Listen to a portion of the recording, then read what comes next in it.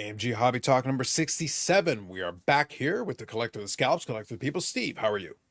I am fantastic this morning, although um, the last two backdrops I've had, customers bought it. So I'm going to have to come up with something new to put behind my head. Mm-hmm. A little bleak there.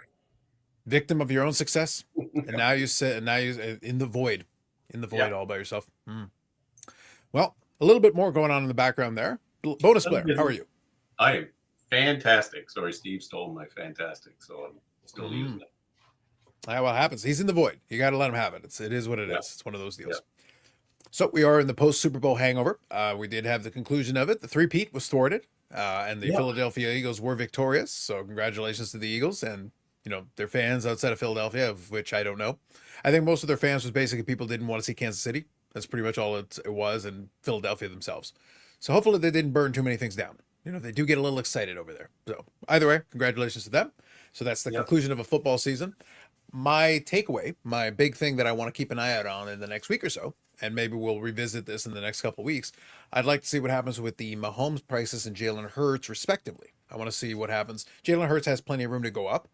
I don't think Mahomes necessarily is going to take a big dip because he still has 3 Super Bowls and all the other accomplishments. I don't think you can bake in a 4th Super Bowl. I think at this point, he's kind of around where he is. There will be some fluctuation, but I'll be interested in seeing what adjustments happen in the next little bit, because it'll be kind of a disappointment going into the next season, but they still had a very good season. Getting to the 3rd straight Super Bowl was still very impressive. And Philadelphia, though, it did handle them very well. Handled them very clear. It wasn't a very good game. To be honest, it wasn't a very good game at all. It was a terrible game. The better team definitely won and showed it. But KC, I don't know. It's like they forgot to show up. Yeah. Well, between the NFC Championship and the Super Bowl, they scored, I think, 95 points in the last 2 games. They put on a dominant performance. Although, that makes the Los Angeles Rams and Green Bay Packer fans feel better because they both gave up way less points, and it was way closer. Both of those games in the NFC were, the Packers lost by 10, but Philadelphia only scored 22 points. So it was like it was a much, and they still have work to do.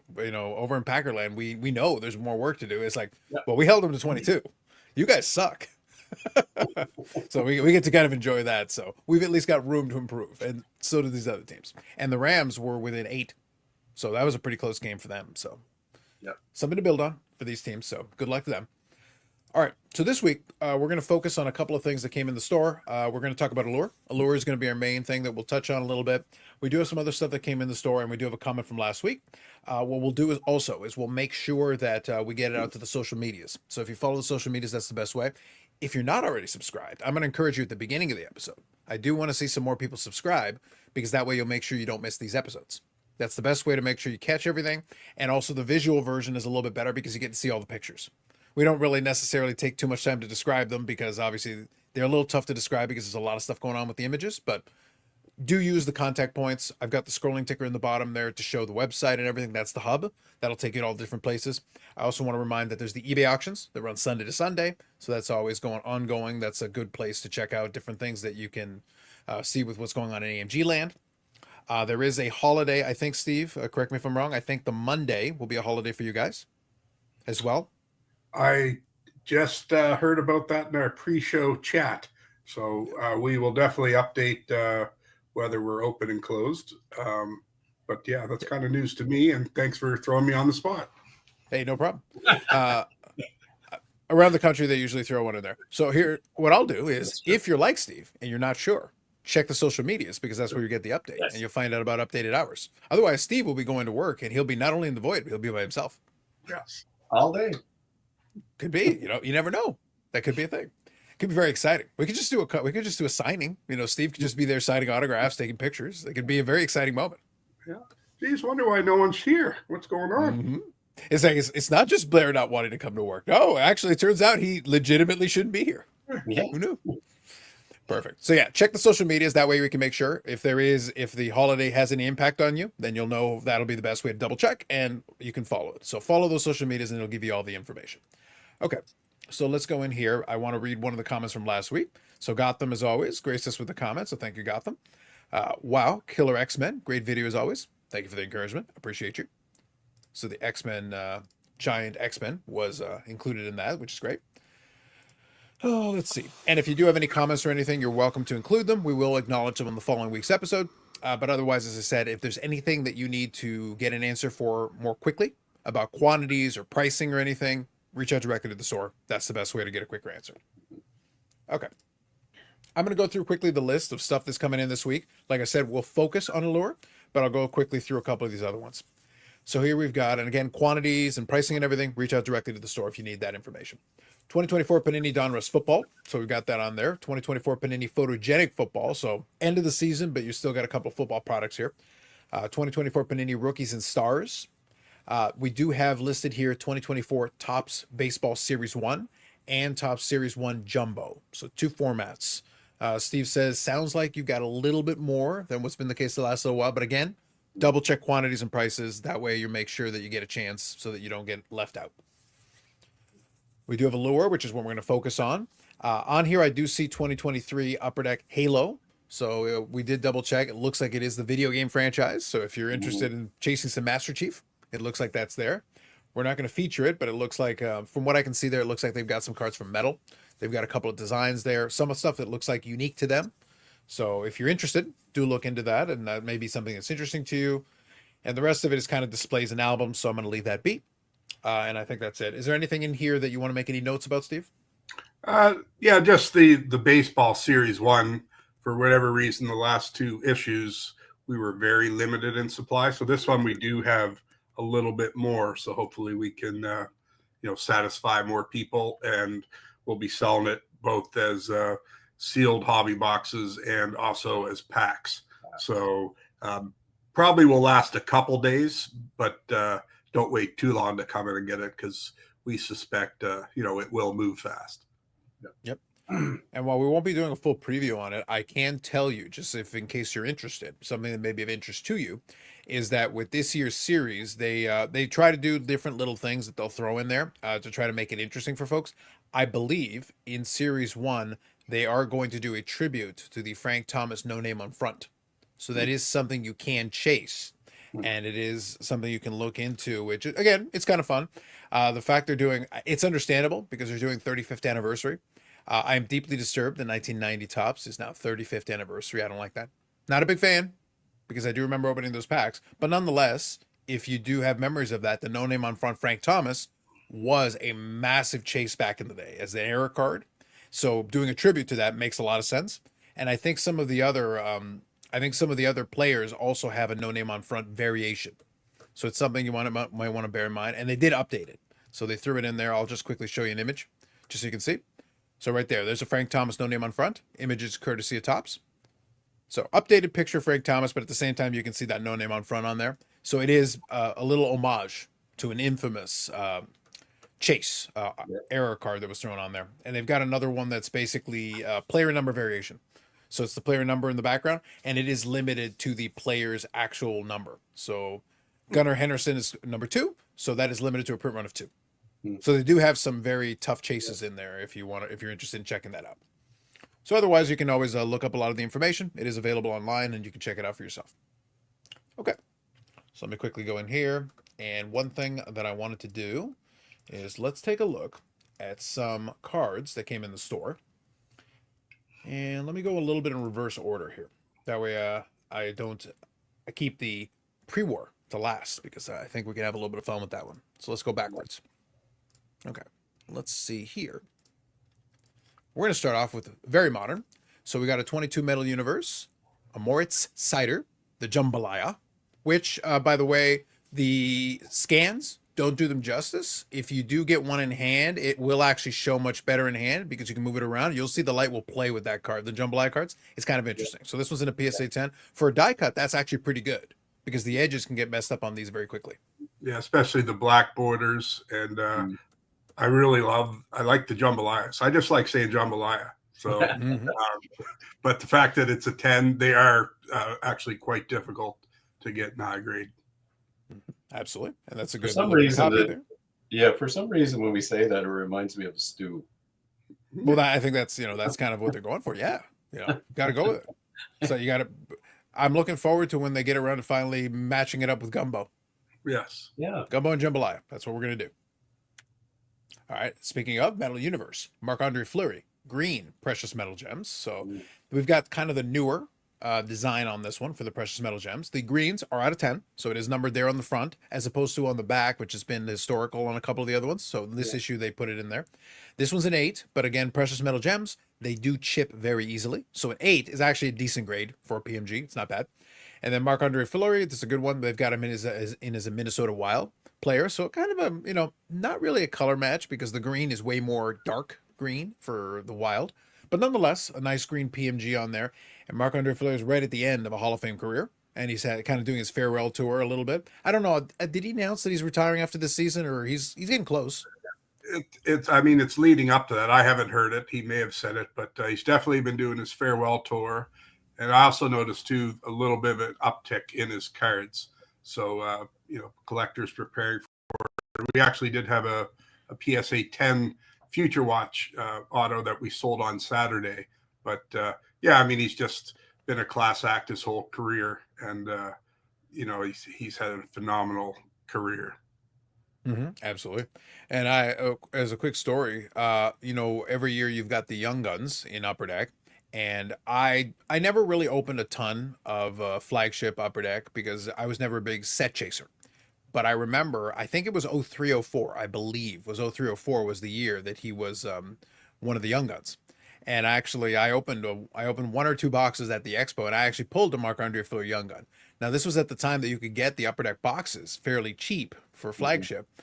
So I bought the box, pulled the Fleury Young Gun, and was able to get my money back and then some for the box, and basically used the money to buy another box. And that's basically what it was at the time, is that, the pricing was a little bit different in those days. The Young Gun wasn't worth hundreds and hundreds and hundreds of dollars like it is today, but it was still a big chase. At that time, Marc-Andre Fleury was one of the big pulls for the Young Gun that year. Yep. All right, so here we go. We got a Nathan McKinnon. This is the Extreme Black Hollow Shield. I do like that they include the hologram on there. I think that's a neat looking feature on there. It makes the card look a little bit interesting. And then we do have the autograph on there. Now, what I like about this autograph is that I think this autograph would look very similar if you had it right side up or upside down. Or diagonal. Yeah. I'm not sure you could tell the difference, regardless of how we orient this particular sticker. I'm not even sure if it's right side up, because how could you tell? True. Interesting. So, he added these numbers. Yeah. I don't know how that was. So anyway, either way, a neat looking card. I do like the hologram on it. I will say I like the hologram. So that's a cool feature. All right. So we go a little vintage here. So 61 tops, Rod Gilbert in a 6, which looks like a clean copy. A little bit off center on that one, but the image looks very nice and crisp. I like that. Yeah, the colors of those vintage cards are just so vibrant. Absolutely. Here we got a 21 O-Pee-Chee Platinum. So Patrick Kane, best in the world. So this is the autographed rainbow version. This is in a 10. So look, clean looking copy on there. It looks like, I think this one looks like it's on card. Let's see. Yes. Yeah, it looks like that's an on card auto, which I like. That's very nice. So that's a pretty cool looking card there. I like that. I believe it's currently a pop one. I haven't checked in a week or so, but obviously that would really be nice card. Tough card to get in a 10 again. Yeah. Absolutely. I agree. Then we got a Gretzky rookie. We got to have ourselves a Gretzky rookie. So we got this one in a tops this time around. So it's in a PSA 7. So a good solid grade on that one. Yeah, great eye appeal. Love the centering. Nice, clear focus. Yeah. So, solid card. Absolutely. And then here was kind of our big feature. So I can take a second on this one, Steve. So if you want, I'll zoom in a little bit, and you can let me know if there's anything you want to touch on, or any particular players, or anyone that strikes at you. But we do have a whole group of these. So these are the 1937 Worldwide Gum. So the V356 for folks that are following on that. So obviously we got some great names on here. We got Tiny Thompson, we got Art Ross, Eddie Shore. So we got some great names on here. Anything here that stand out, or anything you want to particularly focus on? I mean, I just think I have to mention just how, like, PSA, once they're in those holder, it makes the cards, pop a little bit more. They were just average grades when I had them, like lower grades, and they kind of graded as I thought they would. But, once they're slabbed and adding the little details, who the player is and the series it's from, it just kind of cleans the cards up, and they present so much nicer. Then, of course, to see that volume altogether is impressive. Yeah. And it's a sought after, and collect some pre-war, but as far as colors and things go, it doesn't pop that way. But it is actually a kind of sought after set and a tough set to complete. It's a big set too. If memory serves me correct, I forget how many, but Steve might be able to. Yeah, through them. It is quite large. I can't remember the number. No, I forget now. It might be 100 132. It might even be more than Yeah. that. Yeah, But it's a good size set, an expensive set to put together just because there's so many cards. But yeah, so to have this volume and like I said, they present very well. Already received several messages about guys wanting to pluck one here and there, so they probably won't last long. Absolutely. And you're, as usual, I will mention, reach in and check out into the store, because that's the best way to find out if they're still there. If a specific one that you're interested in finding out a little more about, that's the best way. Always reach out. All right. So guys, here's what I'm going to do. I'm going to do one of my favorite things, since we got a couple of minutes before I get into the Allure breakdown. You know what one of my favorite things to do is, Blair? When it comes to a lot of these sets, this type of vintage and everything, I think it's time for us to take a little closer look at the images, because I'm showing you the cards. But Steve, one of my great joys, look, in this hobby, we got to have our fun. But if we look at these images, there are some golden images on here. I was able to see them very quickly. So there's some big names in here, but I got to feature a couple specific ones. So obviously we got a lot of very tight headshots. So this is kind of the feature of this set. We got very tight headshots, which creates a scenario for some interesting things. We've got, Art Ross here looking very, very regal. He's got kind of a regal look to it. But there's a lot of images where a lot of these players are kind of looking off into the distance, almost suspicious-like. So look at Sid Howe over here. Like, what's he looking at? What is going on over there? Like, what is happening right now with Sid Howe? He's focused on something, but it's not whatever is happening in the camera. This is not kind of a setup shot here. Or if it is, we got a major issue. The cameraman did not like some of these people, is what I'm getting at here. Yeah. Or he was a great poser. Yeah. Tiny Thompson here looks like he's mortified. He looks like he's terrified for his life. Like there's something going on there too. Again, look at Art Howe. Very calm, very regal. Like he's chill. He's just looking forward. That's fine. Yeah. Eddie Shore's looking off into the distance again. We've got kind of this. Is it a pose? Because if it is, you're not looking straight at the camera. Like you're looking somewhere else. There's quite a bit of that. And here, Dave Kerr is literally just looking off screen. So we just grabbed an image there. Happy Day looks like he's like his brother. Sad afternoon. He doesn't look like he's happy. Yeah, like I'm not seeing very Happy Day here. This is his cousin, Sad Afternoon. Like it's not looking good here over. Like I said, and look, Bun Cook, like he looks like something's going on there with his face. It's not great there. That's the thing. Lionel Conacher, he doesn't look like he's thrilled to be there. Photo day. Harold Cotton, like look at his eyes. Yeah. You can also see a lot of these guys are small men. Of course, back in the day, a lot of these all-time greats, when you look at their statures compared to today's guys, like a lot of these gentlemen were 5'4", 5'6", that sort of thing. So you can kind of tell the dimensions just by their headshot. I'd like to see today's players in there. Their heads would take up the whole card. Oh yeah, for sure. But look, Blair, all I got to say is, regardless, I don't care if the guy's 5'4", I don't care whatever. Like, Blair, come on. If that guy's staring at you, like one eye is going one direction, the other guy's going the other. So, Steve, you get my point. Like, you got to have fun with this. Like, there's an opportunity here to really study these images and just be like, what is happening here? What possessed you? By the way, someone still manufactured this. Someone made a choice, Steve. Someone's made it. So what did Harold Cotton do to this person? That he goes, I'm sure we have other photos of it. No. We're using this one. This is the one. This is the one. I don't think I'm going in the corner chasing the puck if Harold Cotton dumps it in. Yeah. You don't want any part of that. Yeah. No, good old Ebby Goodfellow there. He's got one eye like darted directly. He's probably got one eye looking that way, looking for Harold Cotton. Like he's probably just keeping an eye out for that guy with the one eye. Oh, there's lots of Hall of Famers in here. Even the Mike Caracas there. I used to play a lot of soccer, and a lot of my teammates were Greek. So they informed me that he was the first Greek descendant, I guess, to play in the NHL. So over the years, I would acquire this card, and it would end up as someone's Christmas present in the Greek community. So Yeah, I learned a lot about Mr. Caracas over the years. There you go. And I think given the positioning of these two images, I like the fact that Ebby Goodfellow here is kind of side-eyeing Caracas, who actually has a decent shot and is actually looking forward and actually has a smile on his face. I think Caracas is the only one who maybe had an in with the photographer and actually had a decent shot. Some of these guys, like, I don't know, guys, like it's a little wild. And then look at Marvin Wentworth. He looks like he knows something. He might have been involved in getting some of these other. See, we can build a whole narrative around the images that we're looking at here. This, Blair, this is the fun part about it. If you're gonna have the cards, you can have a little bit of fun with it. Yeah. Phil Watson. Phil Watson looks like he's 12.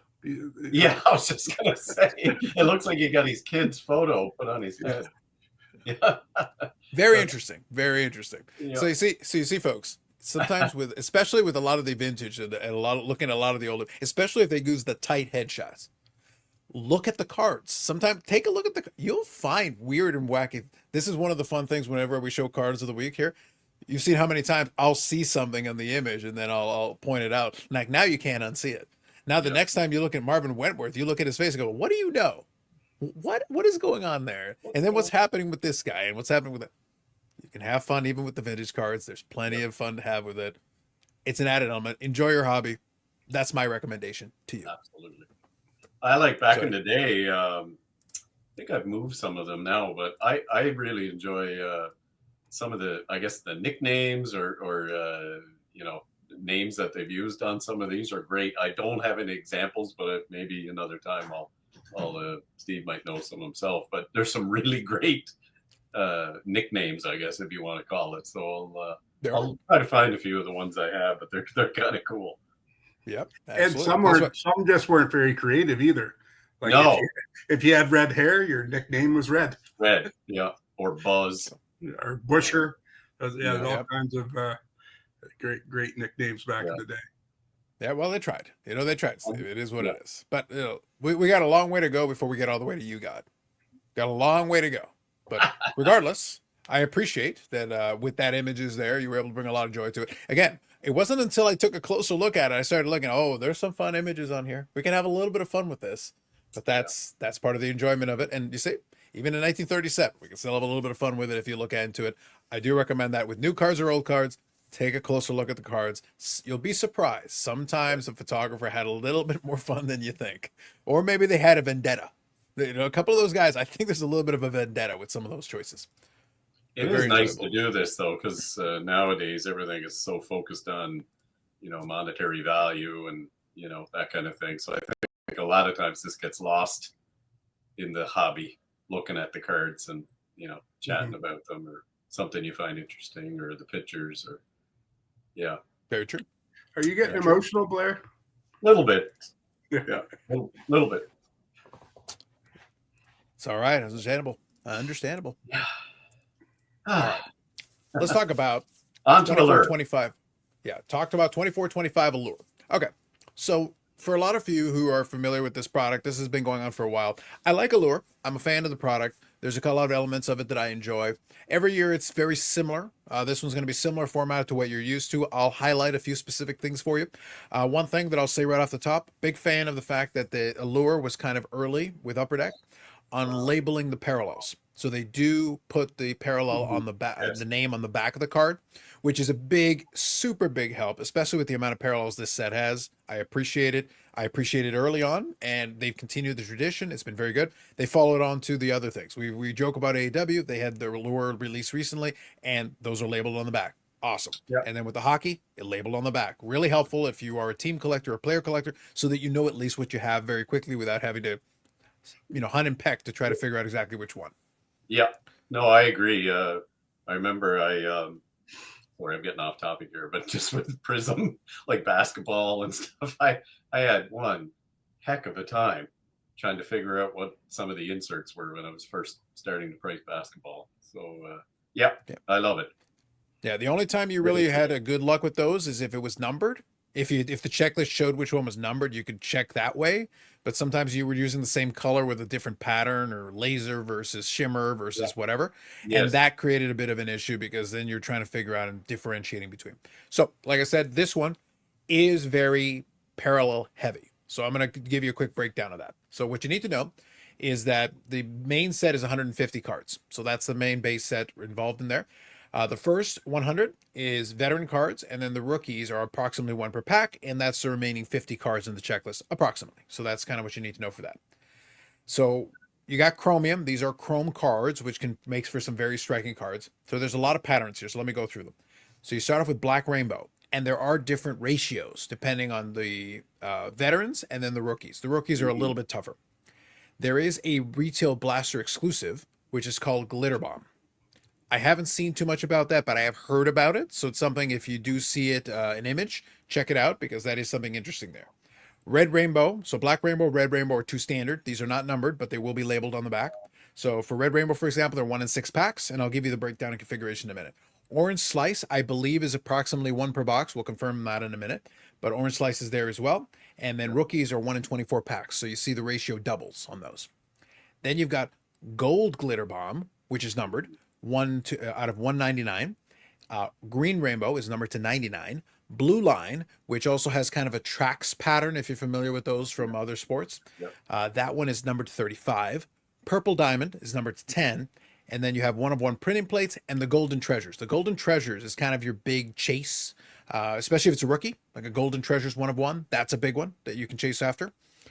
So something to keep in mind. So I believe this one here, I'm not sure if this mock-up is meant to be the glitter bomb. We'll look into it further, but that's one that's kind of an interesting one. I want to see one of those in hand just to get a better sense of them. But either way, it's interesting. So some of the cards do have autograph versions. So they do have that as well.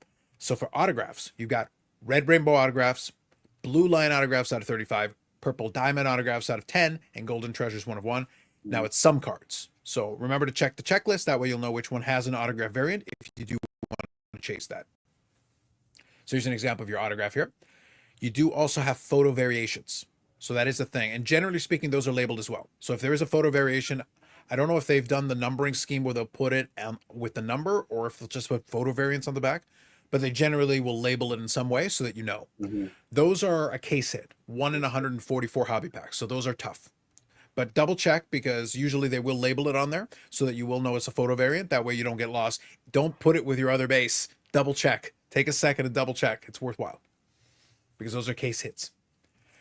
Color flow is one of the big ones that a lot of folks have on there. So you've got 5 different versions. In previous years, some of them have been numbered. In this case, they've kept it to different ratios. So you've got red orange, orange yellow, yellow green, green blue, and blue purple. And as you can see from the mock-up, if you put them side by side, it follows a gradient from one color to another. So it is literally a rainbow. That's the gimmick that goes with it. They can look pretty cool, though, especially when you collect one player and you grab all the different versions of it. It's kind of fun to look at from that perspective. Yeah. Now, each color combination has a spectrum parallel, so they added that element to it. Print runs for those range from a high of 199 to a low of 25 copies.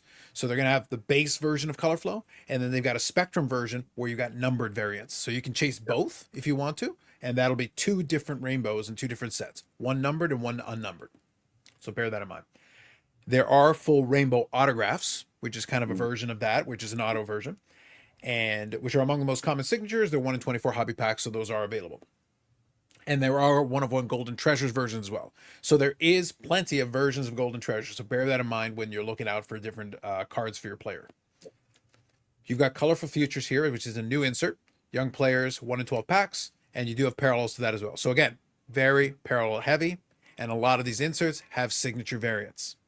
So this, for example, you've got orange, green, blue, purple, orange spectrum, green spectrum, blue spectrum, purple spectrum, and a golden treasures 1 of 1. And some of them also get a signed version. But there's an example of colorful futures. Okay.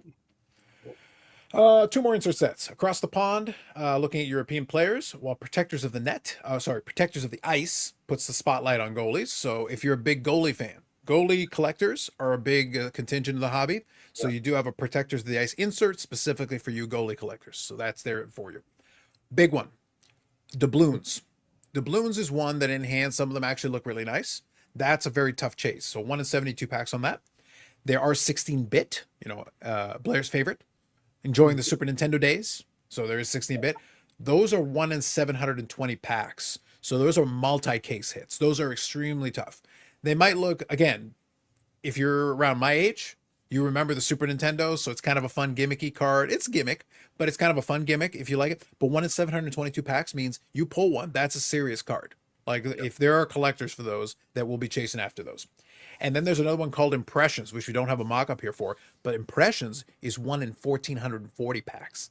That's a very tough pull. So I think that's 1 in 10 cases. I'll double check the number here in a second, but that's a very tough pull. So what you need to know is this. Your Allure is 8 cards per pack, and then 8 packs per box. So 18 boxes per case. So what you've got there is 2 9-box inner cases and 20 in the blaster. So let me do a quick math there, but that's kind of the breakdown of that. So let me ask you guys while I'm doing a little quick math here. Any standouts there for you? Anything that caught your eye? I like the goalie card there. That looks pretty cool. Yeah. If I was a collector, I would collect goalies because there's fewer of them, and you can definitely zone in on what you're looking for. But those are pretty sharp. Yeah, I think there are some good ones in there. That's why we wanted to take the extra minute to make sure that we really broke down. I wanted to really focus your time. The parallels are what you expect. The golden treasures, that's a general chase in that. That's always a chase for those. But I want to emphasize to you the doubloons, the 16-bit, and then that new one which I talked about here, which was the Impressions. Yeah. I confirmed. So it is 144 packs inside of a case. So again, 8 cards per pack, 8 packs per box, but then 18 boxes in a case. So that works out to 144. So if you're 1 in 1,440 packs, that's 1 in 10 cases. Yeah. You pull one of those Impressions. I don't know what they look like, but if you pull one of those Impressions, that's a massive pull. Yeah. And I like those doubloons. They're a popular card. They sell well, and there's interest in those. So. And if you do get one in hand, you'll notice it shines very well on both sides. It's a double. The card has the foil going on, and you will get a lot of shine on both sides of that one. Yeah. So what to expect in a hobby box? So if you buy a hobby box, what should you expect? An autograph or doubloons, 1 per box. So you're going to get some kind of an autograph per box based on this, or a doubloon. Serial numbered cards or short print inserts, you're going to get 2 total. Across the Pond, Color Flow, Colorful Futures, or Protectors of the Ice, 9 total. Black Rainbow, Red Rainbow, or Orange Slice, 8 total. And 8 rookies. So that's what to expect in a hobby box. We will include a link to the Beckett here, which includes all the checklists, and then also includes that you can download an Excel version of it if you want to sort through the checklist and look through everything. 1 autograph per box is actually pretty decent. So that is included in there. So that's great. Or a doubloon, like I said, which are nice looking cards. So I would recommend, if you're curious and want to get more of an idea of what's in there, check out the checklist. You'll be able to see it's already sorted here by the different categories, but you can also, as I said, download the Excel file and sort through it yourself. And you can see, even like Across the Pond autographs, Leon Draisaitl. That's a great one. Short print, it's a tough one, but you can get it. So opportunity to grab yourself a lot of different stuff here. There are plenty of parallels, plenty of autograph options available if you want to chase your players. So lots of ways you can collect this one. Yeah, that's a good box. I like that because a lot of times we have people come in and, hey, is that guaranteed an autograph? And sometimes they don't quite say on it all the time, but to either have a crack at an autograph or one of those doubloons, which is pretty neat card. I know not all of them are as valuable, but at least to have a guarantee on those is pretty neat, plus all the other inserts. I would agree. And Good you can, like Blair, can chase after the 16-bit. I think it's going to be very exciting. So the doubloons, just so you understand, the reason why the doubloons is included there with the autographs is that the doubloon checklist is 100 cards. So there are lots. So the checklist is very extensive. Plenty of options there. You could literally just collect the doubloon set. That could be a challenge in and of itself for you. And you've got legends and current players on that one. So like I can see right quickly scanning, card number 4 is Bobby Orr. So you've 100% got legends in there as well. So you got the new and the old, both available in that checklist. And 172, that's still at least tough enough cards to make it a challenge for you. But 100 card checklist is pretty extensive. Good stuff. All right.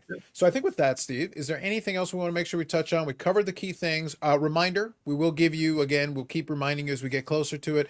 Towards the end of the month, there will be a Trade Night and Card Show. It is a short month. February is a short month, so bear that in mind. We'll give you, on next week, I'll make sure we've got the exact dates and everything time, but It should be pretty standard. It should be right at the end of the month, the Friday and the Saturday. We'll double check though to confirm. Follow the social medias to be 100%. Yeah, I believe the way the month falls, I think the show is on the 22nd because Yes. and then obviously the trade night's the night before. But yeah, we'll confirm it as we get closer. Yeah, I believe some of it has been posted on the Facebook page previously because some of the dates have already been put there ahead of time. But again, always double check. If you're not sure or want to get confirmation, ask, and then we can always confirm that, and we'll make sure we get that for you. But I just want to remind you that because, again, we are going to get closer to it by next week, we'll be right on the cusp of it, basically. So we'll give you the reminders with the dates and times and everything just so that you have it. So Otherwise, if anybody you can come in and check out the different products. Yeah, sorry. And if anybody was looking for, potentially maybe thinking about a table or whatever, reach out to the store at the AMG email, and someone will get back to you. Yeah. And also, too, I'd point out, too, the last 2 weeks, for whatever reason, it's probably been our best buying we've had in quite a while. Lots of different eras. Like I've posted some vintage baseball. We just saw the pre-war hockey. I bought a couple 50s hockey sets, but also 2 or 3 really good collections came in the door with, whether it's from the early 2000s or late 90s, like a lot of those funky inserts, things like that. We're still, we have so much, we're still processing it all. We're, probably going to send 100 cards or so off for grading in that grouping, but even the ones that we don't send are still, numbered cards or tough cards to find. So yeah, for whatever reason, the last 2 weeks has been great purchasing, and so we'd like to thank our local collecting community for putting their faith in us and coming in. We can't finalize every deal, but people have been really good at working with us the last couple weeks. So I don't know if everyone's paying off their Christmas credit cards or what the deal is, but it's been a really fruitful buying couple of weeks. So we appreciate you all. Absolutely. And one of the things that I always mention is we include the links to everything in the description. So just as an example, the Facebook page is one of those ones that's included in there. Well, the reason I pointed out is that you'll see stuff posted. So like this was last week. Steve posted a 53 Topps Mantle that was in there. He also showed some 55 Bowman cards. Again, hockey is there. It's everything. There was a Sidney Crosby, autograph memorabilia card on there. Stuff will get shown on the social media platforms to, at the end of the day, it's to put it out in front of you so you can ask about it if there's something that interests you. That's why we say, double check. For availability and everything, you can ask directly. But if you follow some of those social medias, stuff will appear. This one was in the afternoon about last Monday. So if you saw that and were interested, you could have reached out right away because you get to see that information if you're on the social media platform. And I'm also working on some 52 Topps baseball, which is, again, stuff we don't normally see, but there was some, really nice high numbers in there. Again, not high grades, but, 1, 2s, 3s, those high numbers add up. So hopefully in the near future, I'll be able to work something out for those because it's always enjoyable to have, items that we don't normally have in the store. Absolutely. 100%. Good stuff. All right, guys. So I think we've nailed it. So what I'm going to do is I'm finish off the episode and we'll let you get into the store and get to work here. But great episode, everybody. Appreciate it. And again, come into store, check out Allure is the new one, so you can check that out. And there is a little bit of 2025 Topps Series 1 baseball. Links in the description to everything for contact points and everything. That way you can check in, reach out to the store if you've got any questions. And the scrolling ticker there has the website, which is the hub for everything else. So, Collector the Scala Collector Steeple Steve, and for Bonus Blair, this episode is in the books. Thank you very much for checking this one out, and we will catch you in the next one.